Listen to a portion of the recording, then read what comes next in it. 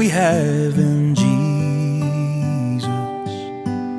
All our sins and griefs to bear. What a privilege to carry everything to God in prayer.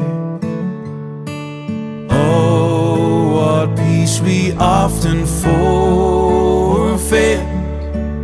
Oh, what needless pain we bear.